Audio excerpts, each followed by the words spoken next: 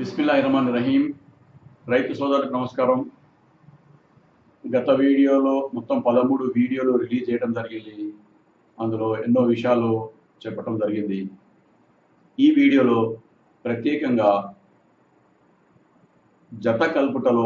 గొర్రెలను జత కలుపుటలో ఎలాంటి జాగ్రత్తలు తీసుకోవాలనేటువంటి విషయంలో కొన్ని విషయాలు చెప్తాను. 100 ఆడ గొర్రెలు కనుక మీ దగ్గర ఉంటే కనీసం 5 కానీ 4 కానీ 5 కానీ పొట్టేళ్లను ఉపయోగించాలి.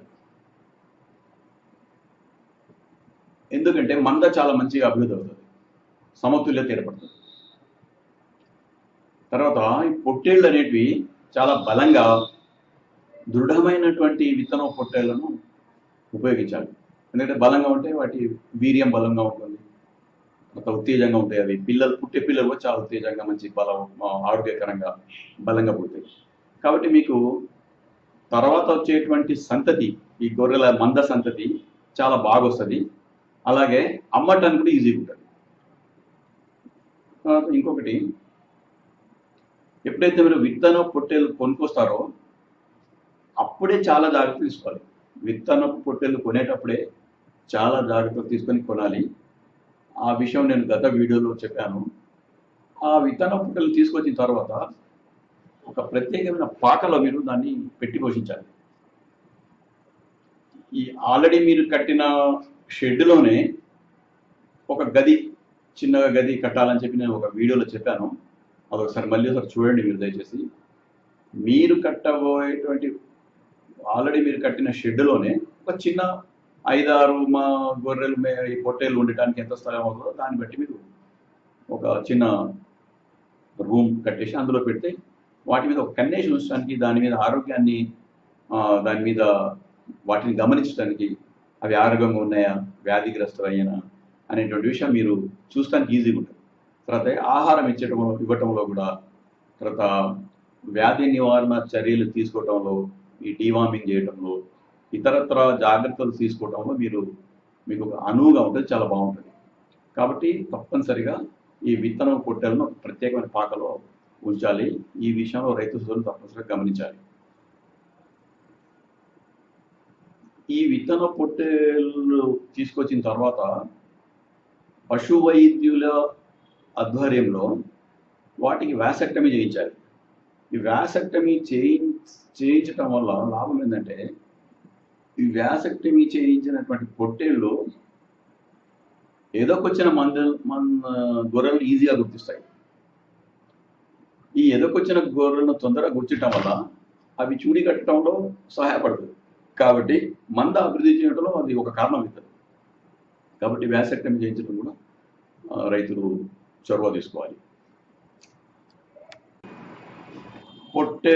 విత్తన పొట్టెలను మీరు తీసుకొచ్చారు, ఒక ప్రత్యేక పాకలో ఉంచి పోషిస్తున్నారు. సపోజ్ అవి కనుక వ్యాధిగ్రస్తం అయితే ఆ వ్యాధిగ్రస్తమైనటువంటి పొట్టేలను ఎట్టి పరిస్థితుల్లో మందలో వదిలిపెట్టకూడదు. ఈ విషయంలో రైతు చాలా జాగ్రత్తగా ఉండాలి. దానివల్ల లేనిపోయిన ఎన్నో అనార్థాలు కలుగుతాయి. కాబట్టి తప్పనిసరిగా దాన్ని వేరే ఒక సపరేట్ క్లినిక్ లాగా దాన్ని ఏర్పాటు చేసి, ఒక రూమ్ లాగా ఏర్పాటు చేసి అందులో పెట్టాలి. తర్వాత పరిపూర్ణమైన చికిత్స చేయించిన తర్వాత మాత్రమే దాన్ని మందులో వదిలిపెట్టి గొర్రెలతోనే జత కలపాలి. ఈ విషయంలో ప్రత్యేకంగా రైతు సోదరులు జాగ్రత్త వహించాలి. లేకపోతే చాలా అనార్థాలు దొరుకుతాయి. అన్ని అనారోగ్య పిల్లలు పుట్టడం, మళ్ళీ వ్యాధులు ఒకరికొకరు సంక్రమించడం జరుగుతుంది. కాబట్టి ఎట్టి పరిస్థితుల్లో కూడా ఈ వ్యాధిగ్రస్తమైన పొట్టేలను మంద నుంచి వేరు చేసి జాగ్రత్త చేయాలి, చికిత్స చేయించాలి, అన్ని రకాల జాగ్రత్తలు తీసుకోవాలి. ఇంకొక అతి ముఖ్యమైన విషయం రైతు సోదరులు గమనించాలి. ఒక జతకు పుట్టిన గొర్రె పిల్లలను, పొట్టేలు పిల్లలను గుర్తించడానికి తగిన ఏర్పాటు చేసుకోవాలి. అంటే ఈ టాటూనిక్ నంబర్ వేసుకోవడం కానీ, కలర్ వేసుకోవడం కానీ చేసుకోవాలి. దానివల్ల ఏముందంటే, ఈ భవిష్యత్తులో మీరు జత కలపడానికి ప్రయత్నం చేసినప్పుడు రక్త సంబంధం లేనటువంటి గొర్రెలను రక్త సంబంధం లేనటువంటి పొట్టేళ్లతోని కలపడానికి మీకు ఈజీగా ఉంటుంది. దానివల్ల ఏమవుతుంది, ఆరోగ్యకరమైన పిల్లలు, జీవాలు పుట్టడానికి ఛాన్స్ ఉంటుంది. ఈ విషయంలో రైతు సోదరులు చాలా జాగ్రత్త వహించాలి. ఏం చేస్తారంటే, ఎలాంటి జాగ్రత్త తెలియక ఒకే జతకు పుట్టిన పిల్లలను అక్కడికనే కలుపుతుంటారు. చూడండి అవి నోరు లేని జీవాలు, అవి కలిసిపోతుంటాయి. దానివల్ల ఏమవుతుంది, అంగవైకల్యం గల పిల్లలు, తర్వాత రకరకాల అనర్థాలతో పిల్లలు పుడతాయి. అది మంచిది కాదు. మంద ఆరోగ్యంగా ఉండాలి, మీరు ప్రపంచానికి మంచి జీవాలను ఇవ్వాలి, మంచి మాంసం ఇవ్వాలి అనుకుంటే ఈ జాగ్రత్త మీరు తీసుకోవాలి. ఇంకొక అతి ముఖ్యమైన జాగ్రత్త మీరు తీసుకోవాలి. ఏంటంటే మందలో మీరు విత్తన పొట్టలు వేస్తుంటారు, అంటే అలాగే వదిలిపెట్టేసి 5-6 సంవత్సరాలు 7 సంవత్సరాలు కాకుండా 2 సంవత్సరాలు అయిన వెంటనే విత్తన పొట్టలకి మార్చాలి. అది బెస్ట్. విత్తనం మార్చడం దాన్ని అసలు అమ్మేయటం ఇంకా బెస్ట్. విత్తన పొట్టేళ్ళను 2 సంవత్సరాల కంటే ఎక్కువ గొర్రెలతోని జత కలపడం మంచిది కాదు. కొత్తవి తీసుకొచ్చేసేయాలి. దానివల్ల ఏమవుతుంది, మీకు ఒక మంచి మంద, ఆరోగ్యకరమైన మంద అభివృద్ధి చేయడానికి మీకు మార్గం ఏర్పడుతుంది. సో ఇలాంటి చిన్న చిన్న జాగ్రత్తలు కనుక రైతులు తీసుకుంటే మీ మంద చాలా ఆరోగ్యకరంగా ఉంటుంది, మంచిగా అమ్ముడు పోతుంది, లాభాలు ఎక్కువ వస్తాయి. ఈ విషయంలో రైతు సోదరులు ఇంకా వివరాలు తెలుసుకొని, ఇంకా రైతులతోని, ఈ అనుభవం గల రైతులతో ఈ విషయాలు ఇంకా తెలుసుకొని మీరు ఎక్కువ లాభాలు గడించాలని నేను అలా ప్రార్థిస్తున్నాను.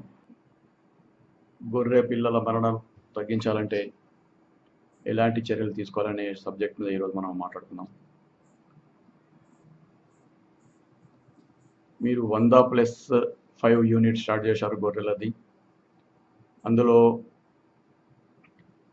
మొత్తం సంవత్సరంలో 5 నుంచి 10 పిల్లలు కనుక మరణిస్తే యావరేజ్లో మీ యొక్క వ్యాపారం లాభదాయకం ఉంటుందని అనుకోవచ్చు.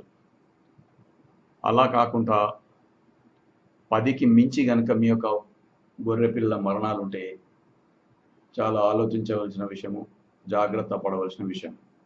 రైతులు ఈ విషయంలో కాస్త జాగ్రత్త వహించి తగు చర్యలు తీసుకోవాలి. అయితే గొర్రె పిల్లలు పుట్టిన తర్వాత ఎలాంటి జాగ్రత్తలు తీసుకోవాలి, ఎలాంటి జాగ్రత్తలు తీసుకుంటే గొర్రె పిల్లల మరణాలు శాతం తక్కువగా ఉంటుంది అనే విషయం గమనిద్దాం. జనరల్గా ఏం చేస్తారంటే గొర్రె పిల్లలు పుట్టిన తర్వాత జున్ను పాలు తాపరు. వాటికి గొర్రె పిల్లలకు జున్ను పాలు తాపకుండా తీసుకొచ్చి మనం తాగుతాం, వాళ్ళే తాగుతారు, రైతులు తాగుతారు, మీరే తాగుతారు. అది కరెక్ట్ కాదు. ఎప్పుడో ఒక గ్లాస్ తాగారు అది వేరే, కానీ రోజు దానికి తాగటం మంచిది కాదు. జున్ను పాలు సమృద్ధిగా తాగించాలి, మ్యాక్సిమం వాటికి కేటాయించాలి. ఎందుకంటే అల్లా ఇచ్చినటువంటి పాలవి, తల్లి పాలవి. ఆ తల్లి పాలు, జున్ను పాలు కనుక ఆ గొర్రె పిల్లకు స్థాపిస్తే రోగ నిరోధక శక్తి అనేది నేచురల్గా వస్తుంది. సహజ సిద్ధంగా ఆ గొర్రె పిల్లకు తల్లి నుంచి వచ్చినటువంటి జున్ను పాలు తాగటం వల్ల సహజ సిద్ధమైనటువంటి వ్యాధి నిరోధక శక్తి వస్తుంది. దానివల్ల ఏమవుతుంది, మరణాల శాతం తగ్గుతుంది. సో ఈ విషయంలో రైతు సోదరులు గమనించి జున్ను పాలు మాత్రం తప్పనిసరిగా తాపించాలి, సమృద్ధిగా తాపించాలి, మ్యాక్సిమం తాపించాలి. ఈ విషయంలో ఎలాంటి కాంప్రమైజ్ కాకూడదు. ఆ తర్వాత పాలు కూడా ఏం చేస్తారంటే, మామూలుగా జున్ను పాలు ఎంత మామూలుగా తల్లి పాలు తాపడం అనేది, అదేం చేస్తారు 3 to 4 months తాపుతూ ఉంటారు. అది కూడా కరెక్ట్ కాదు. 2 నుంచి 3 నెలలు కనుక తల్లి పాలు తాపిస్తే సరిపోతుంది. ఆ తర్వాత మెల్లగా దాన్ని డిస్కంటిన్యూ చేసి ఈ మేత వైపు, పచ్చి మేత వైపు, దానా వైపు దాన్ని మరలించాలి. దానివల్ల అది పెరుగుదల బాగుంటుంది, ఆరోగ్యంగా ఉంటాయి, మరణాల శాతం తగ్గుతుంది, మీకు చాలా లాభాలు వస్తాయి. ఈ విషయంలో రైతు సోదరులు గమనించాలి. ఆ తర్వాత ఈ మినరల్ బ్రిక్స్ అని ఉంటాయి. మినరల్ బ్రిక్స్ ఏమిటి? లవణాలు. ఈ లవణాల బ్రిక్స్, మినరల్ బ్రిక్స్ అనేటివి బజార్లో దొరుకుతాయి. అవి తీసుకొచ్చి అక్కడక్కడ వేలాడగట్టాలి. ఈ గొర్రె పిల్లలను ఎక్కడైతే ఏ షెడ్లోనైతే పెడతామో పక్కన, మనం ఇందాక అనుకున్నాము ఈ పిల్లల కోసం ఒక సపరేట్ షెడ్ ఉండాలి, మన గొర్రె పొట్టేల కోసం సపరేట్ రూమ్ ఉండాలి అనుకున్నాము. అలాగే ఈ గొర్రె పిల్లల కోసం ఏర్పాటు చేసినటువంటి ప్లేస్లో మినరల్ బ్రిక్స్ వేలాడదీయాలి. అఫ్కోర్స్ గొర్రెలు ఉన్న చోట కూడా వేరేలు చేయాలి, కానీ ఎక్స్క్లూజివ్గా ఈ గొర్రె పిల్లల ఉన్న చోట వేలాడదీయాలి. ఏమవుతుంది, అవి అక్కడికి వెళ్ళి కొంచెం నాకుతాయి వాటిని. నాకటం వల్ల ఏమవుతుంది, ఏదైతే ఆ, లవణాలు ఏదైతే దానికి సహజ సిద్ధంగా దొరకవో దాన్ని బయట ఎక్స్టర్నల్ ఫుడ్ లాగా ఫుడ్ సప్లిమెంట్ లాగా దానికి ఇచ్చినట్టు అవుతుంది. అది చాలా తొందరగా పెరిగి వ్యాధి నిరోధక శక్తి పెరిగి మరణాల శాతం తగ్గుతుంది. ఈ విషయం కూడా రైతు సోదరులు గమనించాలి. ఆ తర్వాత ఎట్లాగైతే చలికాలంలో మనము చలి నుంచి రక్షించుకుంటాం, స్వెటర్లు వేసుకుంటాము, మఫ్లర్లు తొడుగుతాము, తర్వాత ఒక పెద్ద బ్లాంకెట్ వేసుకుంటాము. సో మనల్ని మనం కాపాడుకుంటాం. సరే, గొర్రెలకు మనం అలాంటివి ఏం చేయలేము. కాకపోతే ఏ షెడ్లోనైతే ఈ గొర్రెలను పెడతామో అక్కడ ఈ చలిగాలి రాకుండా చుట్టుపక్కల మొత్తం ఒక పరదాలు కట్టాలి షెడ్డుకు చుట్టుపక్కల. కేవలం ఇది వింటర్ సీజన్లో బాగా చలి ఉన్న సమయంలో, వర్షాకాలంలో కూడా ఒక్కోసారి ఉష్ణోగ్రత పడిపోతుంది. కంటిన్యూగా 3-4 days ముసురు ఉన్న రోజుల్లో కూడా మన ఉష్ణోగ్రత పడిపోతుంది. అప్పుడు కూడా చలిగా ఉంటుంది కాస్త. ఆ సమయంలో కూడా తప్పనిసరిగా ఈ పరదాలు కట్టి ఈ గొర్రె పిల్లలకు చలి బారిన పడకుండా కాపాడాలి. ఇది కనుక చేయగలిగితే చాలా వరకు మరణాలు తగ్గించవచ్చు. తర్వాత మరణాల శాతం తగ్గించాలంటే తీసుకోవాల్సిన చర్యల్లో భాగంగా అతి ముఖ్యమైనది నట్టల నివారణ. నట్టల నివారణ అనేది చాలా అనివార్యమైన విషయం. దాన్ని కనుక ఇగ్నోర్ చేస్తే, నిర్లక్ష్యం చేస్తే మరణాల శాతం పెరిగి మీకు కావలసినంత నష్టం వస్తుంది. కాబట్టి ఏ రైతు కూడా నష్టం కోరుకోడు, కేవలం లాభమే కోరుకుంటాడు. కొద్దిగా గొప్ప నష్టం వచ్చిందంటే పర్వాలేదు, కానీ నష్టాల మీద నష్టాలు వస్తుంటే వ్యాపారం వదిలిపెట్టుకోవాల్సి వస్తుంది. సో వ్యాపారంలో లాభం పొందాలా, నష్టం పొందాలా అనేది మీ చేతిలో ఉంది, వేరెవరి చేతిలో కూడా లేదు. నట్టల మందు అనేది సంవత్సరంలో 3 సార్లు వేయించాలి. ఇప్పుడు ఏమవుతుంది, ఆరోగ్యంగా ఉండేవి మీకు మరణాల శాతం తగ్గుతుంది.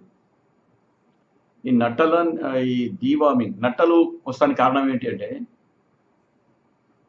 ఇందాక ఒక వీడియోలో చెప్పాను నేను, మేత వేయటంలో జాగ్రత్త ఎలా అనేటువంటి, మేతతో నిర్మాణం చేయాలని చెప్పి అందులో ఆ వీడియోలో చెప్పాను. ఒకసారి మళ్ళీ ఆ వీడియో చూడండి. మేత తీసుకొచ్చి కింద నేల మీద వేసేస్తారు. నేల మీద వేయటం వల్ల పరాన్న జీవులు ఉంటాయి, నట్టలు గిట్టలు అవన్నీ లోపల, వాటి యొక్క గుడ్లు ఆ జీవాలు లోపలికి పోయి బలహీన పడిపోతాయి, లోపల నట్టలు వస్తాయి, పెరుగుతాయి. ఆ లోపల కూర్చొని మనం తిన్న మేత అవి తింటుంటాయి. మీరు వేసిన మేత, మీరు తాపించిన పాలు అవన్నీ లోపల కూర్చొని నట్టలు తింటుంటాయి. కాబట్టి అవి బలహీనపడి చనిపోతుంటాయి. దానికి ఒకటే మార్గం, మందు ఉంది కదా. నిర్లక్ష్యం చేస్తే ఎట్లా? మనకు జ్వరం వస్తే మనం వెళ్ళి మందు తీసుకోం. పిల్లలకు కూడా నట్టల మందు వేస్తుంటాం ఇళ్ళల్లో కూడా, సేమ్ అంతే. ఇది కూడా అంతే జాగ్రత్తగా మీరు దాన్ని చేయాలి. నట్టల మందు సంవత్సరంలో 3 సార్లు తప్పనిసరిగా వేయించాలి. 4వ సారి కూడా వేయించవచ్చు. సో ఏ నెలలో ఏ అనేది ఇప్పుడే చెప్తాను. ముఖ్యంగా ఈ విషయం గమనించాలి. ఈ నట్టల మందు ప్రవాహం ఎప్పుడు అవసరం పడుతుంది, మీరు వేయించలేదనుకోండి, ఏమవుతుంది, విరేచనాలు వస్తుంటాయి, ఈ దవడ కింద వాపు వస్తుంటుంది, తర్వాత దగ్గుతుంటాయి, కయ్యర్ 5 నిమిషాలకు వస్తే దగ్గుతూ ఉంటాయి. అంటే దీన్ని బట్టి అర్థమైందంటే దీనికి లోపల నట్టలు ఉన్నాయని తెలిసిపోతుంది. మీరు ఇంకా డాక్టర్లు కూడా ఈ విషయంలో మీకు సజెషన్స్ ఇస్తారు. నేను ఓన్లీ అవుట్లైన్స్ ఇస్తున్నాను. సో ఆ వెంటనే పరీక్ష చేయించి, ఆ పేడ పరీక్ష చేయించాలి. ఎట్లయితే మనం స్టూల్ పరీక్ష చేస్తామో అట్లాగే దాన్ని కూడా పేడ పరీక్ష చేయించేసి అలా తెలిసిపోతుంది, నట్టల గుడ్లు నట్టల ఉన్నట్టు తెలిసిపోతుంది. అప్పుడు వెంటనే నట్టల మందు తాపిస్తే మరణాల శాతం తగ్గుతుంది. ఈ జాగ్రత్త సంవత్సరంలో 3 సార్లు మాత్రం నట్టల మందు తాపించాలి. తర్వాత ఈ విషయంలో ఒక అభినందించవలసిన విషయం ఏంటంటే, ప్రభుత్వం, మన తెలంగాణ ప్రభుత్వం, ఆంధ్ర ప్రభుత్వం సంయుక్తంగా సంవత్సరంలో ఒకసారి వాళ్ళు నట్టల మందు ఉచితంగా ఇస్తున్నారు. ఆ సదుపాయాన్ని కూడా ఉపయోగించుకోవాలి. అది సదుపాయం మీకు లభించాలంటే మీరు పశు వైద్యుల సంపర్కంలో ఉండాలి. పశు వైద్యుల దగ్గర మీ యొక్క ఫారం రిజిస్ట్రేషన్ చేయించాలి. ఫారం పేరు, మీ పేరు, నంబరు, వాళ్ళ నంబర్లు కూడా తీసుకోవాలి. తీసుకుంటే ఈ ఎప్పుడు వీళ్ళు నటల నివారణ కార్యక్రమం ప్రత్యేకం ఒక ప్రోగ్రామ్ పెట్టి నెలలో ఒకసారి అని చెప్పి ఒకటి చేస్తుంటారు, అనౌన్స్ చేస్తుంటారు, పేపర్లో వస్తుంటుంది. వాళ్ళు కూడా చుట్టుపక్కల డబ్బులు సాటి రకరకాల పద్ధతుల ద్వారా మీకు అది తెలిసిపోతుంది. దాని పెద్ద భ్రమ ఇదేం కాదు. అది దానిలో టచ్లో ఉండి ఇది నట్టల మందు తాపించాలి. దానివల్ల ఏమవుతుంది, ఇటు ఉచితంగా లభించే మందును ఉపయోగించుకున్నట్టు అవుతుంది, మీ యొక్క మందును కాపాడుకున్నట్టు అవుతుంది. సో రైతు సోదరులు ఈ విషయం ప్రత్యేకంగా మనసు పెట్టి దీన్ని పాటించాలని చెప్పి నేను మనవి చేస్తాను. నట్టల మందు గురించి మీరు ఇప్పుడు తెలుసుకున్నారు. నట్టల మందు కాకుండా ఇంకా కొన్ని టీకాలు వేయించవలసి వస్తుంది. అసలు ఎన్ని రకాల వ్యాధులు వస్తుంటాయి అనేది ఒకసారి మనం గమనిస్తే చాలా రకాల వ్యాధులు వస్తాయి, అది ఎలాంటి కాదలేని వాస్తవం. కానీ అతి ముఖ్యమైనవి, జాగ్రత్త పడవలసినవి, టీకాలు వేయించవలసినవి ఒక 4-5 రకాలు. ఒకటి బొబ్బ రోగం అని వస్తుంటుంది. ఇది వైరస్ క్రిముల వల్ల కలుగుతుంది. కాబట్టి దీనికి టీకాలు ఉన్నాయి. టీకాలు కనుక సరైన సమయంలో టీకాలు వేస్తే ఇది అరికట్టబడుతుంది. అట్లాగే పీపీఆర్ అనేటువంటి వ్యాధి కలుగుతుంది. ఇది కూడా వైరస్ క్రిముల వల్ల కలుగుతుంది. దీనికి కూడా టీకాలు ఉన్నాయి. ఆ పర్టికులర్ పీరియడ్లో ఆ టీకాలు వేస్తే ఈ పీపీఆర్ వ్యాధి కూడా కంట్రోల్ అవుతుంది. చిట్క వ్యాధి, ఇది చిట్క వ్యాధి అనేది కూడా బ్యాక్టీరియా క్రమాల వల్ల కలుగుతుంది. ఈ బ్యాక్టీరియా వల్ల ఇది ఈ వ్యాధి వచ్చిందంటే ఇట్లా చిట్కా వేసే లోపల చనిపోతుంది. అందుకే దాన్ని చిట్క వ్యాధి అంటారు. సో దీనికి కూడా మందులు ఉన్నవి. జాగ్రత్త వహించి అది సరైన సమయంలో దాని మందులు వహించి తీసుకొని దాన్ని కంట్రోల్ చేసుకోవచ్చు. నీలి నాలిక వ్యాధి, నీలి నాలిక వ్యాధి దీన్ని ఇంగ్లీష్లో బ్లూ టంగ్ అంటారు. ఈ వైరస్ క్రిముల వల్ల కలుగుతుంది, దోమల వల్ల కలుగుతుంది. ఇదంతా నాలుకంతా బ్లూ అయిపోతుంది, నీలి రంగులో. దాన్ని అందుకే నీలి నాలిక వ్యాధి అని అంటారు. దీనికి ఎట్లా నివారణ చేయాలి? ఈ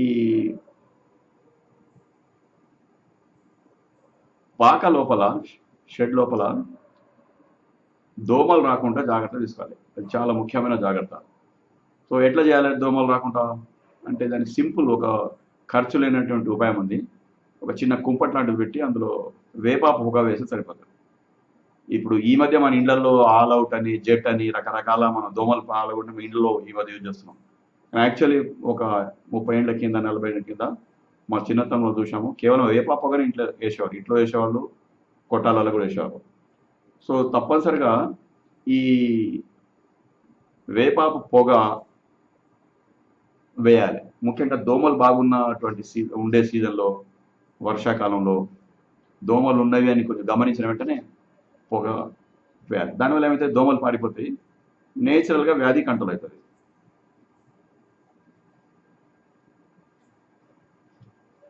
ఆ తర్వాత ఈ నీలి నాలిక వ్యాధి వచ్చింది అని తెలిసిపోతుంది ఆటోమేటిక్గా. దానికి లక్షణాలను బట్టి తెలిసిపోతుంది. తిండి తినదు, బక్క చిచ్చిపోతుంటుంది, అరుస్తుంటుంది, ఇది బ్లూ కలర్ అయిపోతుంది. వెంటనే దాన్ని తీసుకెళ్ళి పక్క రూమ్లో పెట్టాలి. దానికి ఒక చిన్న రూమ్, ఒక క్లినిక్ లాంటి రూమే పెట్టాలి. అసలు ఈ వ్యాధిగ్రస్తమైనటువంటి జీవాల కోసం ఒక సపరేట్ చిన్న క్లినిక్ లాంటిది పెట్టాలి, ఒక రూమ్ పెట్టాలి దానికోసం. అలా పడేయాలి. ఏమైతే అది వ్యాధి వేరే వాళ్ళకి సోకకుండా జాగ్రత్తగా ఉంటుంది. దానికి కంట్రోల్ చేయడానికి డాక్టర్ సలహాతోని టానిక్లు, మందులు, బలవర్ధకమైనటువంటి మందులు అవి యూజ్ చేస్తే తగ్గిపోతుంది.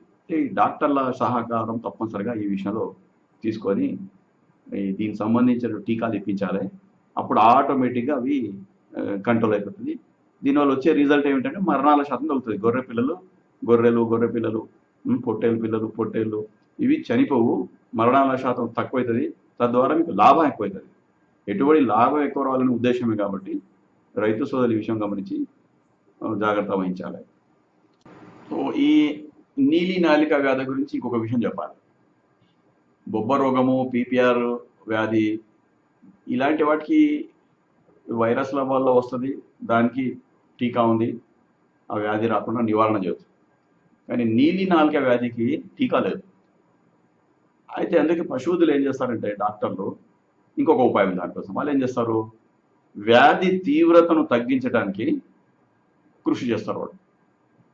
కాబట్టి ఈ విషయంలో కూడా రైతు సోదరులు కొంచెం జాగ్రత్త వహించి, మిగతా వాటికి ఎట్లాగో టీకాలు ఇప్పిస్తామో ఆ వ్యాధులు రాకుండా మనం కాపాడుకోవద్దు.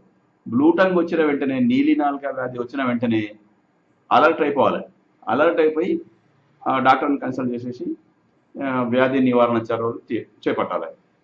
ముఖ్యంగా వ్యాధి వచ్చింది అని గుర్తించిన వెంటనే ఆ గొర్రె పొట్టెను వెంటనే పక్క రూమ్లో మార్చాలి, క్లినిక్లోకి వేసాలి. వేసిన వెంటనే ఏమైతే అది వేరే వాళ్ళకి అటు ఇటు కాకుండా, ఇది అంటువ్యాధి కాకపోయినప్పటికీ జాగ్రత్త, అది ఇరిటేషన్ లేకుండా ఉంటుంది, జాగ్రత్తగా ఉండవలసి వస్తుంది. సో అట్లా మనం మందను కాపాడుకున్న వాళ్ళు అవుతాం. ఈ విషయంలో రైతు సోదరులు ప్రత్యేకంగా శ్రద్ధ వహించాలని చెప్పి నేను మనవి చేస్తాను. ఇప్పుడు వ్యాధుల గురించి చెప్పాము, వ్యాధులు ఎలా వస్తాయి అనే విషయం కూడా మనం చెప్పడం జరిగింది.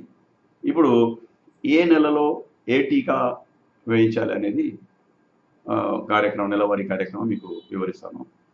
ఇది తూచా తప్పకుండా రైతులు పాటించాలి. ఇది నా ప్రత్యేకం మనవి నేను చేస్తున్నాను.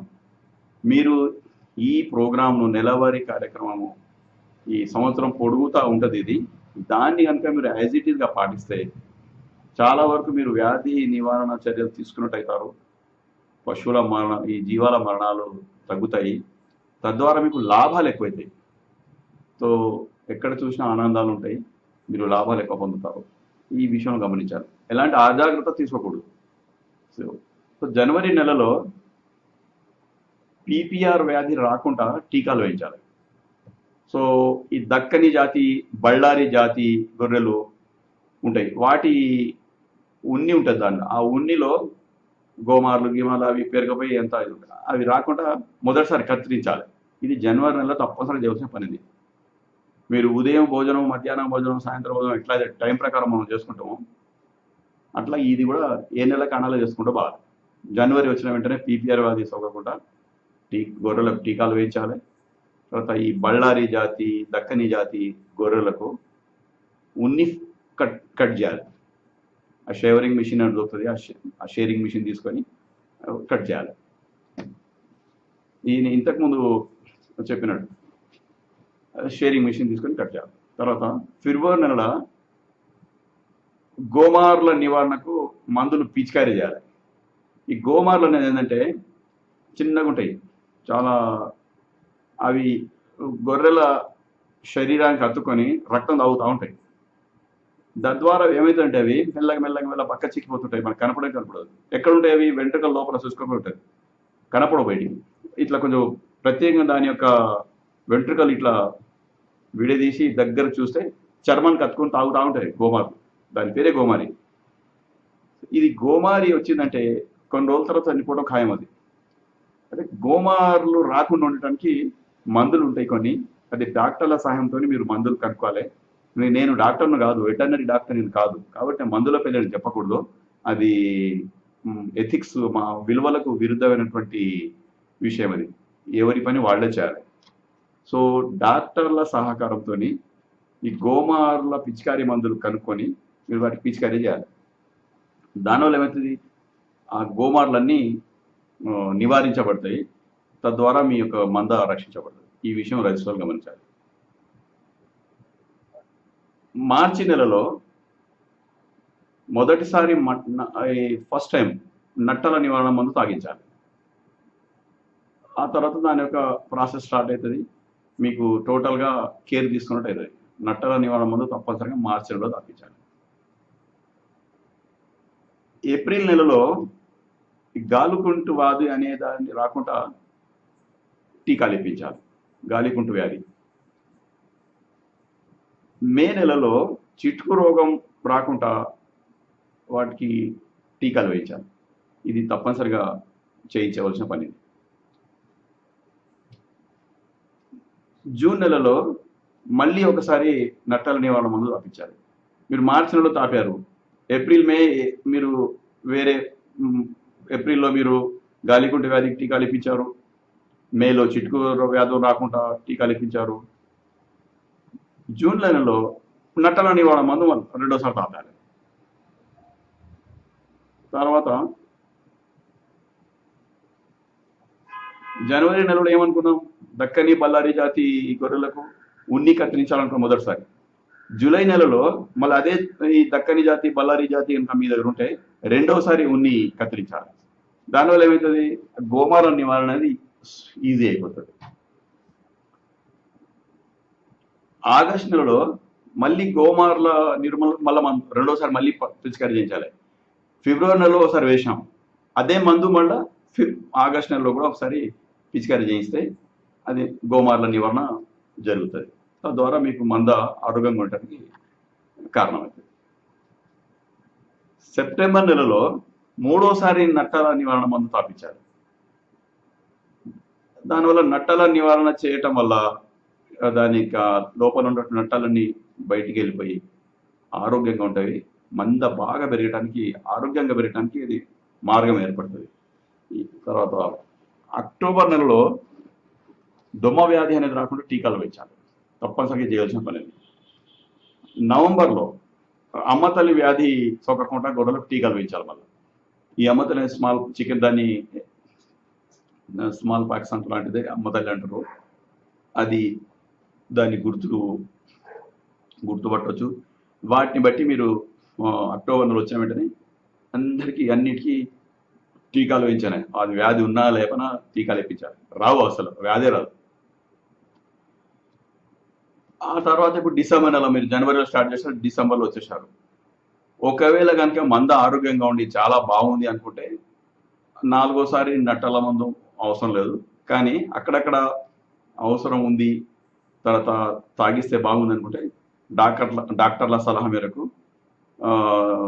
మీరు నాలుగోసారి కూడా మీరు నట్టల నివారణ మందు తాపొచ్చు. 3 సార్లు సరిపోతుంది అంటారు డాక్టర్లు, కానీ అవసరమైతే నాలుగోసారి కూడా మీరు తాపిస్తే చాలా బాగుంటుంది. ఈ రైతు సోదరులు దయచేసి ఈ ప్రోగ్రాం మనం తప్పనిసరిగా ఎలాంటి నిర్లక్ష్యం చేయకుండా ఈ టీకాలు వేయించే మందును తప్పనిసరిగా మీరు పాటించాలి. నీలి నాలుక వ్యాధి విషయంలో మాత్రం టీకాలు లేవు, కానీ వాటిని తీవ్రతను తగ్గిస్తూ బ్యాక్టీరియా మందులు, యాంటీబయాటిక్ మందులు, తర్వాత బలవర్ధకమైనటువంటి ఇంజక్షన్లు, టానిక్లు ఇచ్చేసి దాన్ని కంట్రోల్ చేస్తారు. కంట్రోల్ చేయటం కూడా వ్యాధి నివారణలో భాగంగానే భావించవచ్చు. కాకపోతే దాని మంద నుంచి మాత్రం తప్పనిసరిగా సపరేట్ చేయాలి. ఈ విషయంలో ఎలాంటి కాంప్రమైజ్కు ఛాన్స్ ఇవ్వకూడదు, జాగ్రత్త వహించాలి. సో వర్షాలు బాగా కురవాలని, పంటలు బాగా పండాలని, రైతు సోదరులకు బాగా లాభాలు రావాలని మీరు ఈ వీడియోలు చూసి ఎవరెవరైతే రైతులు ఫారాలు, ఈ గొర్రెల ఫారం, మేకల ఫారాలు స్టార్ట్ చేస్తున్నారు వాళ్ళందరికీ శుభం కలగాలని అల్లాహ్ని ప్రార్థిస్తున్నారు. Thank you very much.